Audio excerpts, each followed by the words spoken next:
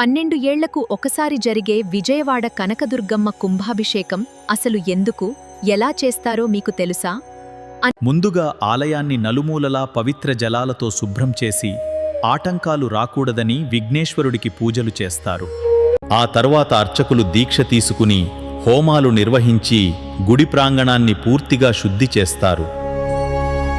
రెండవ రోజు పవిత్ర నదుల నుండి తెచ్చిన నీటిలో మూలికలు కలిపి 12 కలశాలలో ఉంచుతారు. ఆ కలశాలకు దైవశక్తిని ఆవాహన చేస్తారు. హోమజ్వాలల ద్వారా ఆ నీరు అత్యంత శక్తివంతంగా మారుతుంది. మూడవ రోజు అత్యంత ప్రధానమైన ఘట్టం.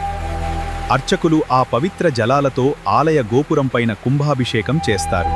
అదే సమయంలో గర్భగుడిలో అమ్మవారి మూలవిరాట్కు జలాభిషేకం చేసి శంఖాలు పూరిస్తూ ప్రార్థిస్తారు. ఇలా చేయడం వల్ల ఆలయంలో దైవశక్తి పునరుద్ధరించబడుతుంది. ఆశీస్సులు కావాలంటే జై కనకదుర్గ అని కామెంట్ చేయండి.